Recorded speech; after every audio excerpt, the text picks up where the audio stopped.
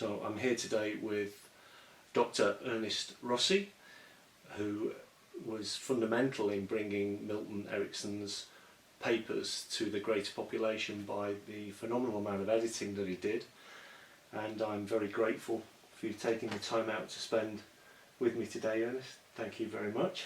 My pleasure.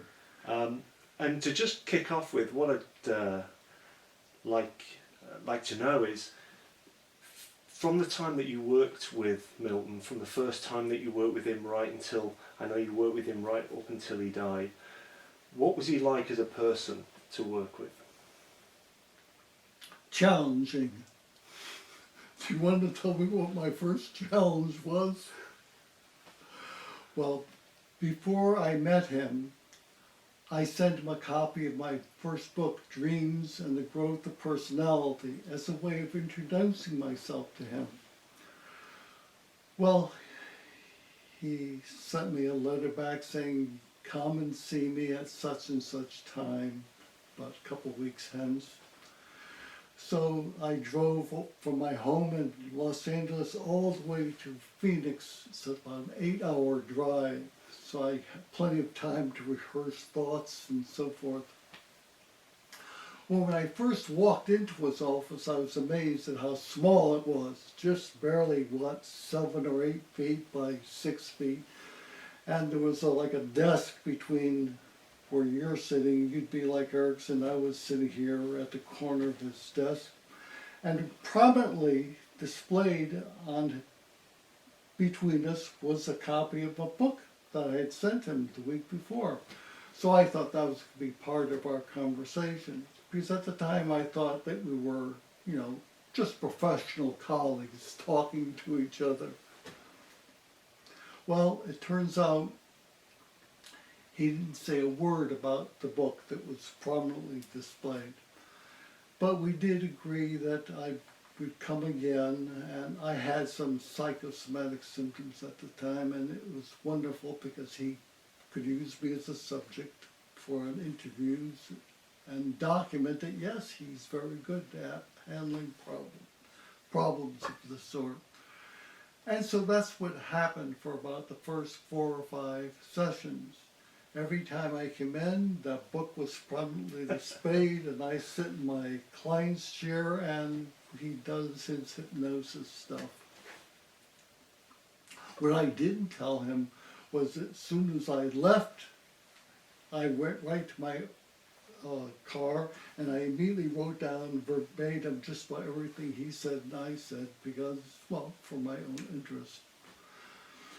Well, around the 4th or 5th session, he said, well, Ernest, you better not pay Betty anymore. Betty was his wife. At the end of the session, I'd hand her a check. And I said, well, why not? I was feeling hurt. Maybe he's dismissing me.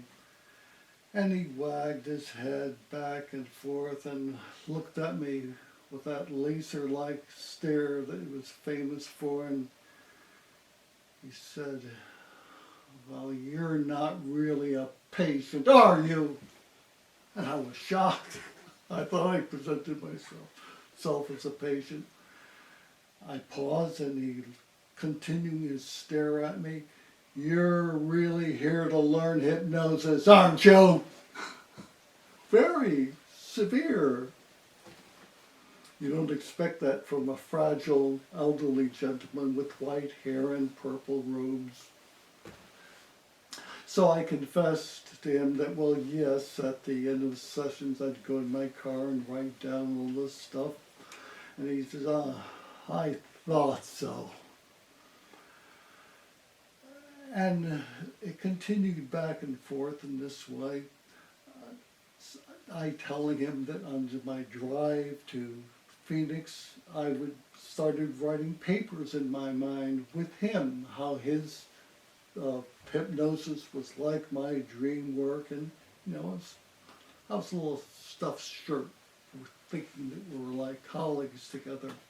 Well, I think he caught a little bit of that, and he said, well, okay, I tell you what, you write some of those papers, and you let me look at them, but I just want you to understand one thing. any papers you write, I will be the first author, and you will be the junior author, because I am your senior, right?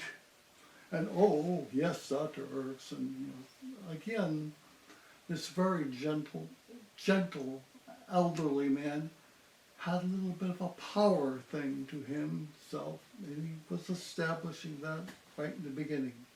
Okay, so it's agreed that I'm to take the tapes that he demonstrates hypnosis with a number of his clients. I take them back to my home in Los Angeles. I type them up. I write out what each section was about and bring them to him for approval. And he says, okay, so I'd come and visit him once a month for about a week or so, sleep in the little house he had attached to his office, and we would proceed as professional colleagues.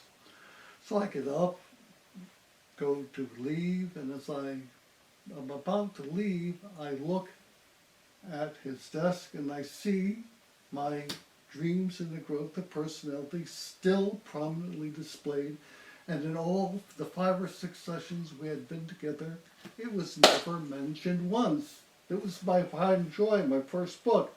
So I got the door halfway open, and I look back kind of casually and say, oh, by the way, Dr. Erickson, I see you have my book there. Did you do you have any thoughts about it you'd like to share with me?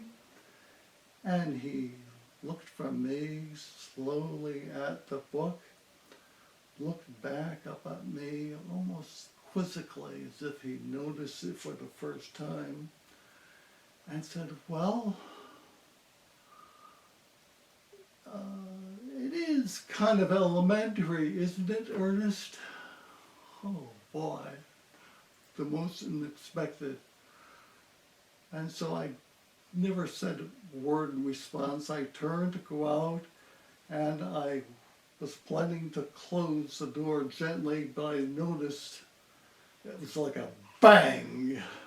And I thought, oh, I didn't mean to do that, but that's how I left. So that was my unconscious coming out to this very gentle, supportive father figure to me. He's a better father figure certainly than my real father, but still he had a little edge of, I am the authority. He had an old-fashioned point of view from my perspective. Well, that's a long, but that was my earliest impression. Yes, I was a very docile student, but you know, he was he showed his power in these little kind of ways.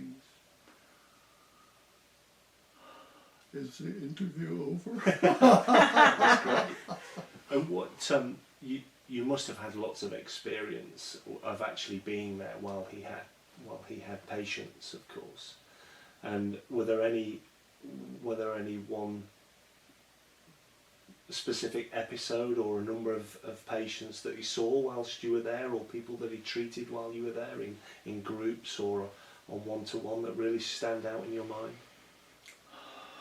I think it was my second volume of my recording of Erickson's work was called Hypnotherapy, an Exploratory Casebook, where I recorded and discussed about a dozen cases. In all of them, I learned fantastic, vastly new things. In all of them, there was a sense of inevitability about work with the clients, whether it was just one or two, a couple of them were couples. But there was a sense of inevitability that they said this, so Erickson said that, so this was their response. And of course, before they knew it, they forgot about their symptoms. When was the point at which they lost them? They don't know, they don't remember. It was obviously an unconscious process. So I had a sense of enrichment, seeing a master of the old school, you might say, working very, very respectfully, and yet keeping his authority clear. And there was no question that he was the expert. He was the leading exponent of therapeutic hypnosis in the world at the time.